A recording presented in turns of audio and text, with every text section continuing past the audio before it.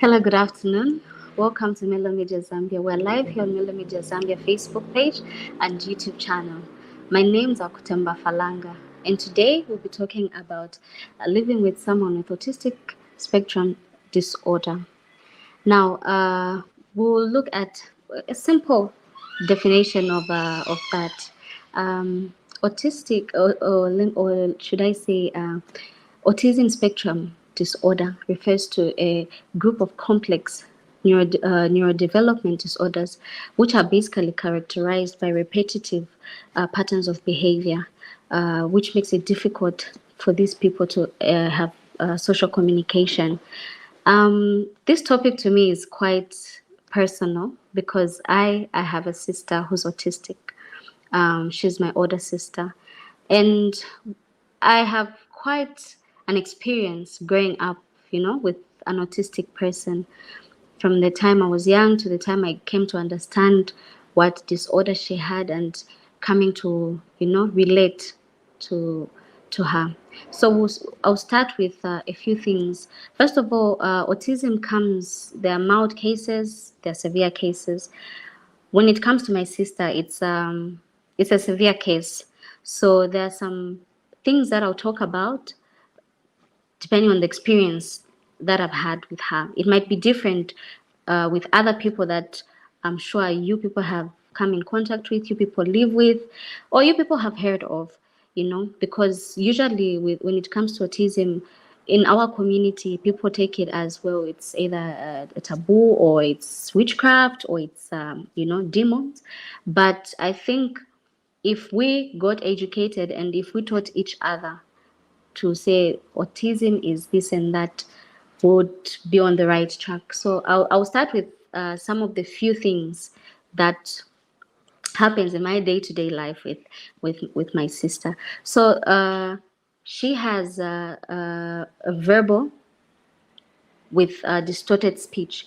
When I say that, I mean, there's some autistic people that are non-verbal, and that there are those that are actually verbal, but then their speech is distorted. So she would talk to you, but then not like any other normal human being or any other person would talk to you. So you have to live with her. You have to really be patient. You really have to understand what they're trying to say to you. And when I talk of distorted speech, this person is 30 years, but then their speech would be equivalent to maybe someone who's, I would say, 5 years. You see? So that is autism. It has its ups and downs. I mean, it's there. You just have to accept it. So there are a few things that happen. These people perform rituals. When I say they perform rituals is, they would wake up. She wakes up and she has a question. Usually it can be a question or it can be a statement. If she wants, she'll keep asking you the same question over and over. If she'll ask you, are you going to school? For me, it's more of, are you going to school? So I've told her time and again to say, no, I'm not going to school. I'm done with school. But because it's a ritual, it will come all over. It can happen. It can be asked even 100 times, So she'll constantly ask you, are you going to school? You have to say, no, I'm not going to school. She'll go around, come back, are you going to school? So you have to have patience and understanding, because if you don't have patience, you would easily snap like, look, I've been telling you no, no, no, no, no, but you keep asking me. So you have to understand to say these people come with they perform rituals. That's what we call them. Say they perform rituals, and they are very hyperactive. When I say they're very hyperactive, I mean she'll be seated in her room, and someone just passes. She'll just hear footsteps. She will stand and follow the person. You'll get tired every time. Her name is Chichi, by the way. Every time you always have to tell her, no, Chichi, sit down. Chichi, sit down. That will go on and on and on and on. They are so active that they don't get tired. They will follow you everywhere. You stand, they follow.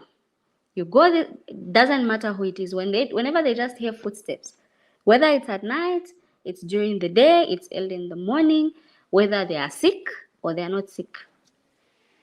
It's very funny sometimes, they'll just follow you. And you have to have that type of understanding to say, okay, this is a person with this disorder, So sometimes you just ignore it. Sometimes you constantly have to remind them to say, look, sit down, or look, let me pass, you are disturbing me, or this and that and that and that.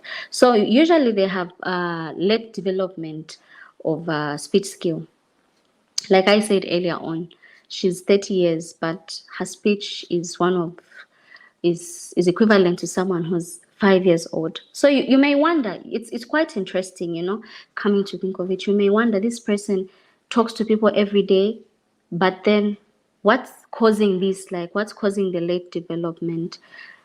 And also, you have to accept, you have to be calm, you have to listen, especially the part of listening. You always have to listen before you talk, because they are trying to communicate, but the way they communicate is different from any other person. So you constantly have to listen. Oh, okay, so what is it you want? They'll tell you, no, I'm hungry, or this and that. Some of the things you understand, okay, so they want this, they want that. Not always though, because sometimes it's hard for them to express themselves. So you wouldn't really understand what they really want or what they mean. So you'll find that this person is hungry and you offer them food. You offer her, Chichi, do you want to eat? She'll be saying, no, I'm full. In the actual sense, they mean, I'm hungry. Yes, I'm hungry. Give me food. You ask her again, Chichi, do you want to eat? No, I'm full. But she'll just be yawning. So then you tend to understand. Say, I think this person has gotten this thing, mixed up. And what you do is, okay, you try, okay, let me see, you get food, you give them, you find they eat, they finish, you now understand, say, oh, so this person was actually hungry. So there are times when they get it right, they'll come to tell you, say, I'm hungry, or I want to sleep, good night. Or their rituals, they'll be telling you I love you the whole day. They'll just come, Kutemba, I love you. I always have to say, oh, thank you, I love you too. They'll forget they are just from telling you I love you. Or they'll do something, you know they'll do something, and you tell them, no, that is not good, that is bad, stop it. And guess what? They'll come and say sorry, go back and do the same thing over again. you know Come back, say sorry, go back and do the same thing. It goes on and on and on and on.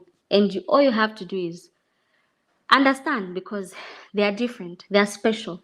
I hate to say they are disabled. No, they are special. They just have a disorder. They're quite different. Otherwise, we are all, you know we are all the same. Then there are times when it's very funny. So growing up, she was one person who would eat everything you offer her, as long as she sees I'm eating, because growing up, we grew up together. We have that strong relationship, connection. She understands I'm her sister. So whatever food she would see me eat, she would also want to eat. Whatever food I'll eat, she would want to help me finish it. But then as she grew older, or as she's grown, you find that she's become very selective. So she doesn't like vegetables, she doesn't like fruits. She will always demand for protein foods like meat, or she will demand for things like pizza. And you have to find a way of, of bribing her, I would call it, because she always thinks whatever I do is right. So if I have to make sure she eats that, I have to be there. She sees me eating it, then now she'll be convinced to say, oh, okay, so because this person is doing it, I guess I can do it as well. So it becomes interesting. You wonder, like, okay, this person is old, but then you can't not to say you have to eat this, or you have, but no, they will just say I want this. And when they want that, it's what they want. It's very, very hard to convince them, especially if you do not have a good relationship with these people. When I say these people, I mean my sister personally, because there are other cases. Children are different. Even the homes they're coming from, are different. So you find that what helps with the development and what helps with the improvement is the homes that they're coming from. Most homes have failed to accept, these children. You find uh, at a tender age, they notice these differences from other children, and they're trying to hide these children.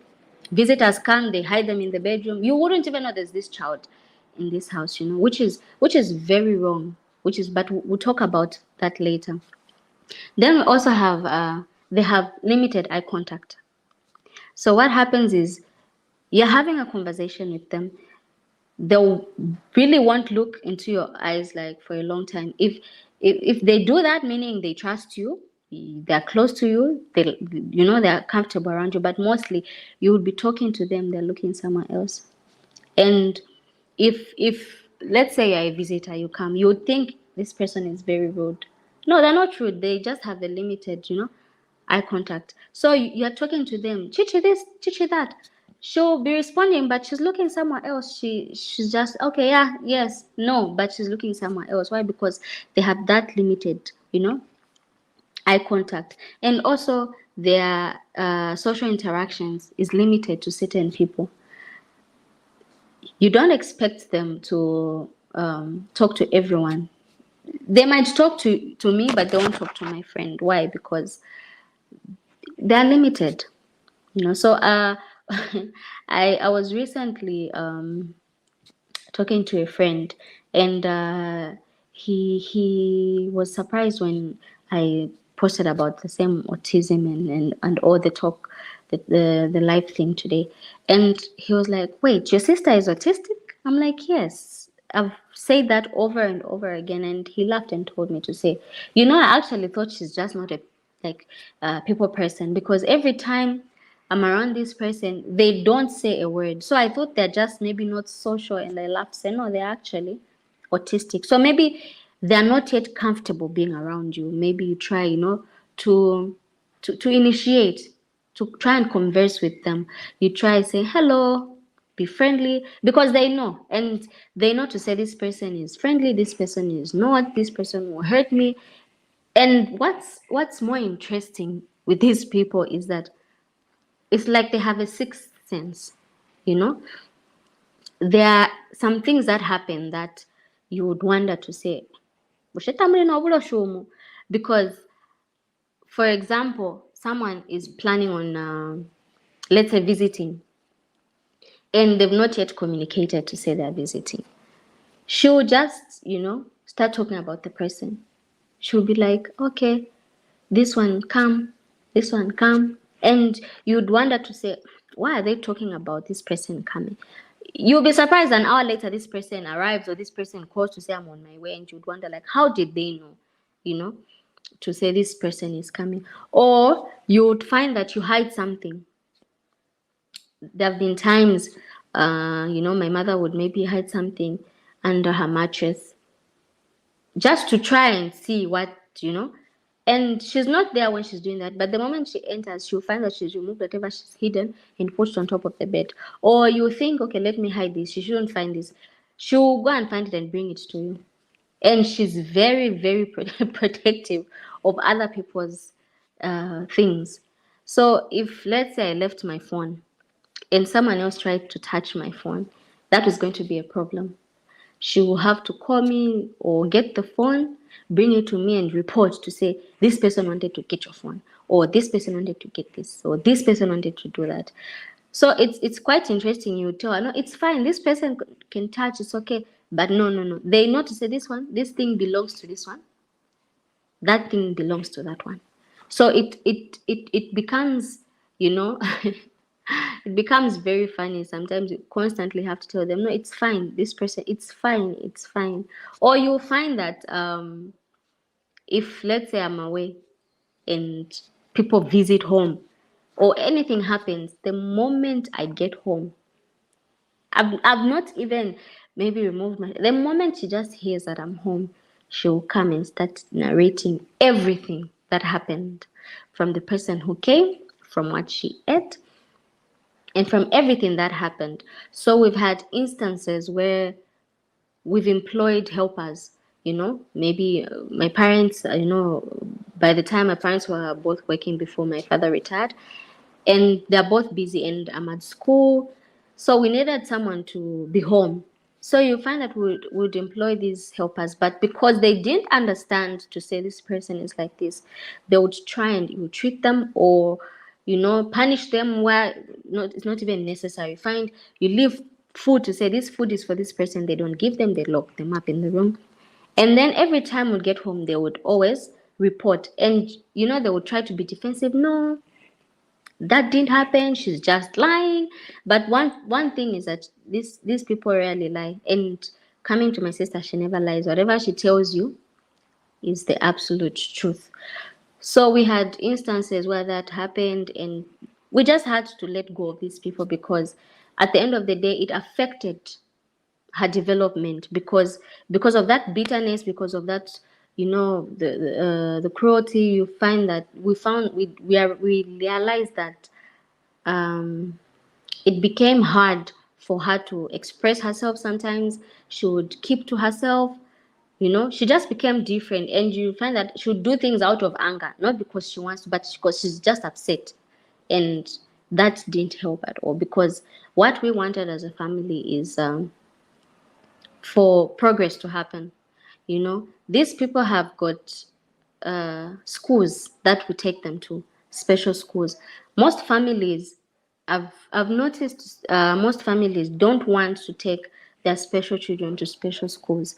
Why? Because maybe people will laugh at me, people will think I did something and this happened why I have this child, or people are embarrassed to say, if people know to say I have such a child, maybe people won't respect me, or people will look at me differently. But that is very wrong, because these people have schools, and at those schools they have specialized teachers, not just any teachers. These people go study special education, and they know how to treat each child, because each child is different. Each special child is different. There are some that are mild cases, some are severe cases, some are violent. Some are violent. I would give an example. A child is autistic. They react to crowds, and you take them to a crowd, and they start acting funny. Not that they're misbehaving, no, because they're reacting. They're not used to that crowd. So you have to know all those things, and they're taken to schools to try and control those, tempers, those tantrums, control them, because sometimes a mother cannot teach a child to say you're not supposed to do that, or you have to do this way, or you have to bath, or you have to. But then when they go to school, they look at other children, they feel, okay, this is my place because I'm relating with these other children. Unlike you taking them to a school where they are normal children, what will happen is that those are slow learners. They won't get anything. They'll be frustrated. Out of that frustration, you're not helping them. You're just making the situation to become worse. So sometimes you just have to acceptance. Acceptance is actually, the number one key. Because when a mother accepts this child and shows love to this child, and shows love that she's showing to other children, it helps with the confidence in that autistic child. It helps with development. I noticed something. So growing up, my sister's speech has been quite bad, but she can't read. By the way, she can't read. But then at first, because I know she would break these things, so we would get her toy phones. Toy phones growing up. Then she stopped wanting those toy phones. You give her a toy phone, she says no. She wants a smartphone. We tried giving her a normal phone with buttons. She said no, because everyone else is using smartphones. I also want a touch. We went and got her that. We gave her.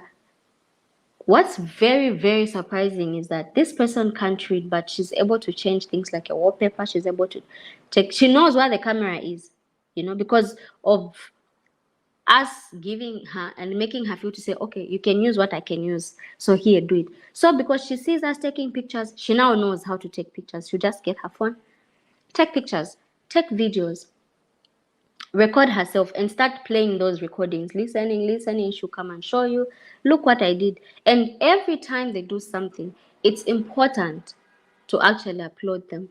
Tell them, oh, very good, that's very good, good girl. They get motivated to do better.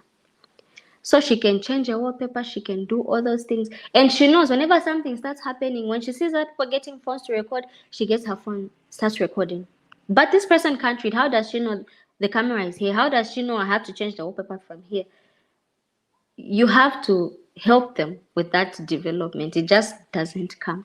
Also, the love that you're giving them at home determines what situation or how bad the situation gets. Because if these people are getting love, what happens is they know to say, okay, I'm just like them, so I'll be like them.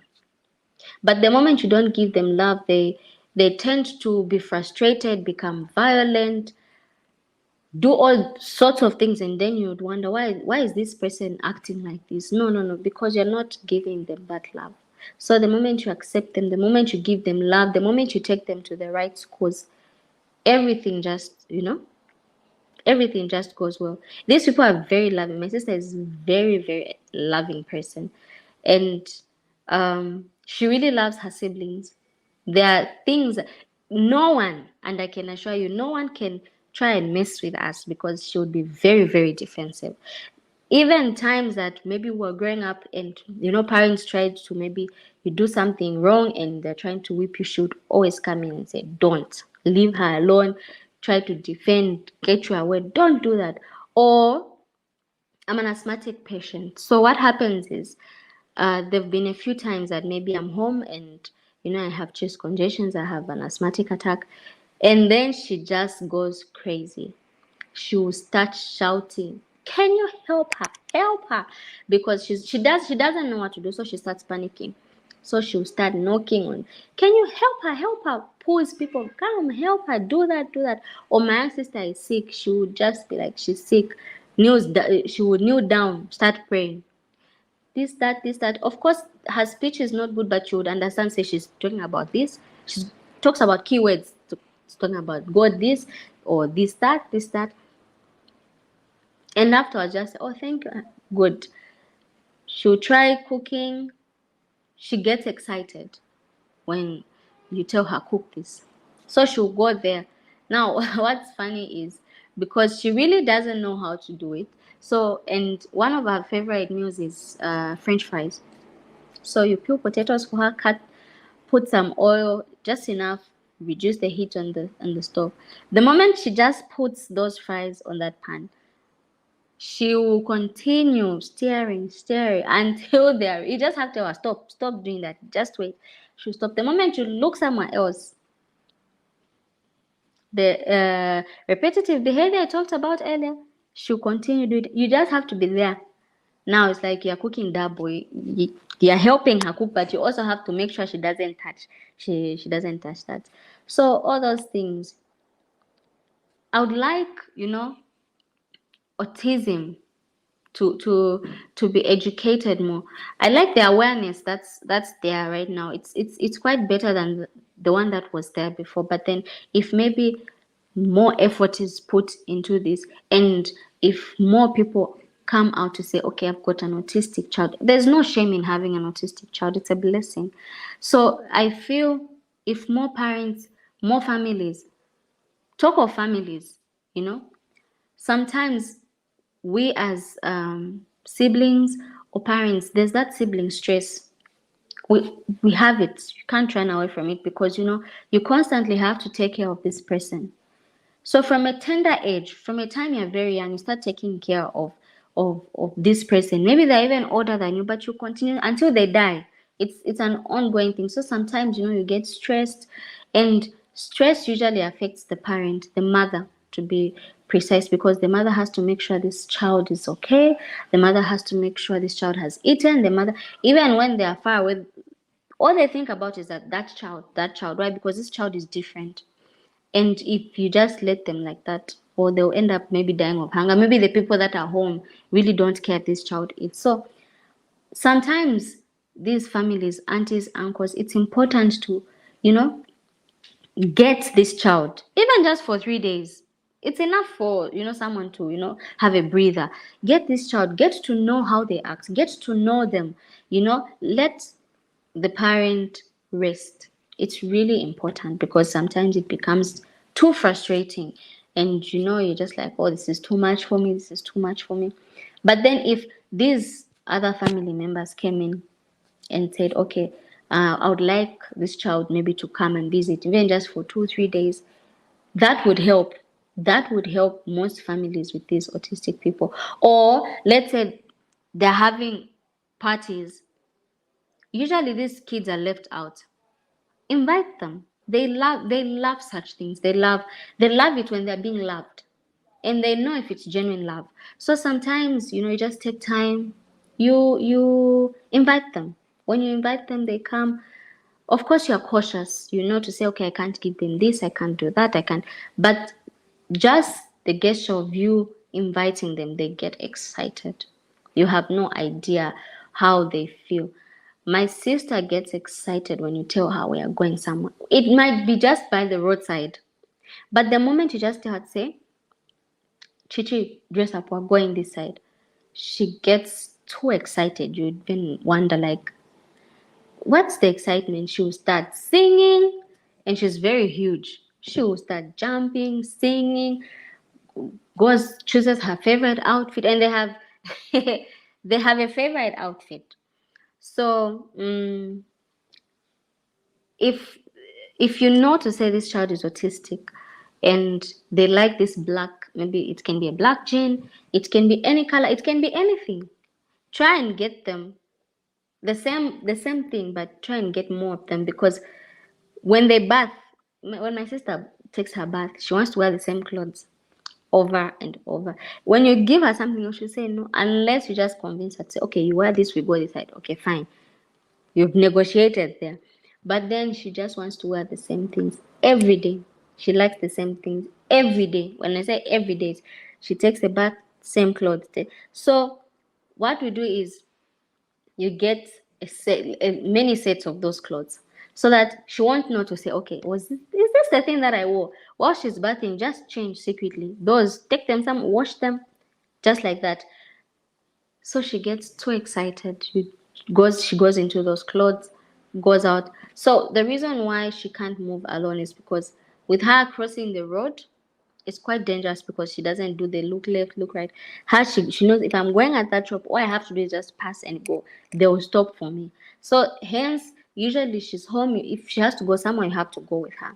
Otherwise, when it comes to moving, she's very, very, very excited. So it's these little things that help these children, or that help these families, because people go through a lot. People Some people have these children, they've been trying to have kids for a long time, then they have this child, or it just comes, it just happens. We fail to understand how it happens. You can't say no, when you do this is caused by, no, it just happens. The child is just born like that, autistic, and you'll have to learn, you have to understand, you have to accept, you have to do all those things. And I keep emphasizing, acceptance is the first key. If you don't accept these children, it becomes worse. It becomes worse, and that won't help you or the child. It will just make it worse for you. It will be more pressure on your part. It will really kill you slowly. It's a slow death. So all I can advise is, the awareness should continue. Let's be proud of these children. Let the government or these institutions make good programs for these people. These people are intelligent. There are some that are very, very intelligent, but because of their condition and people not being able to understand them, they just let them be. And talent is going to, these people have skills. They learn through skills. So they are, recently I just found out to say, I won't mention the school, but there's a place, it's a special school, and they're grade sevens, and they're writing the same exams as these normal children. And that's quite unfair, because when you look at these other children, they can read and write.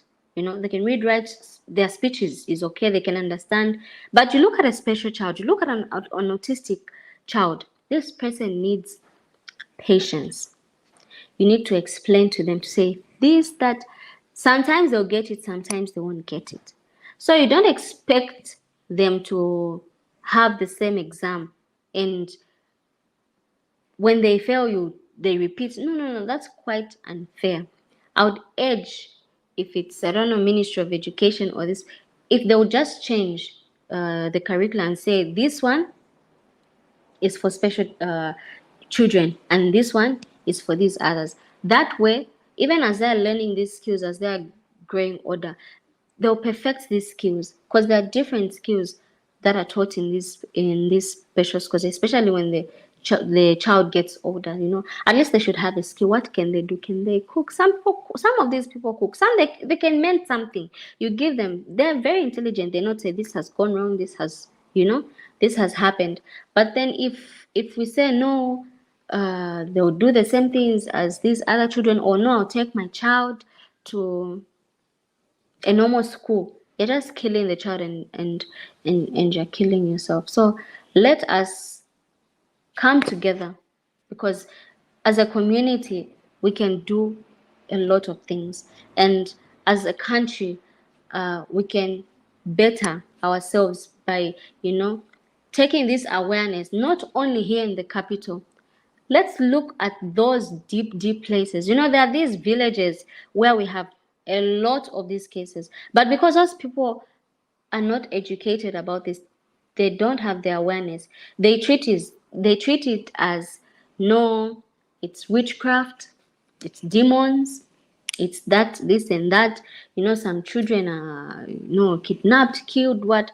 But then if we go there, we teach them to say having such a child is normal, and how to take this child. And tone is very, very important with these children, because if, in as much as they'll frustrate you, yes, frustration is there, they'll frustrate you, but when they're doing something wrong, the best way to actually educate them or tell them, say this is wrong, is by you being calm.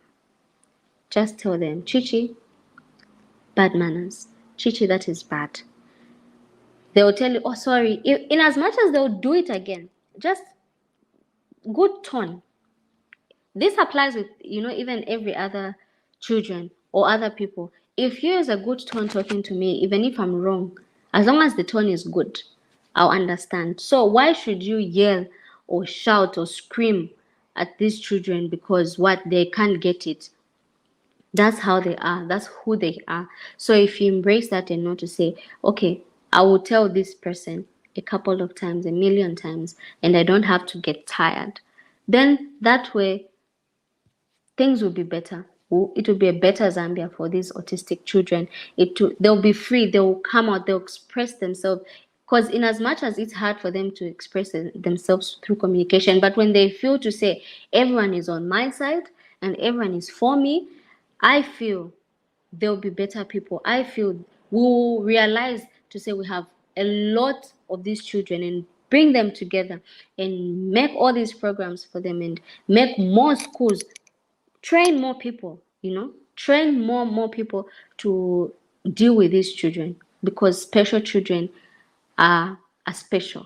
They're from God, and there's nothing we can do about it. So if you have any questions or any queries about autism or whatever I've talked about today, you can write us through Melo Media. We'll find a way of responding, and we'll get back to you. Otherwise, it has been nice interacting. Have a very wonderful day, and don't forget, special children are special. Thank you very much.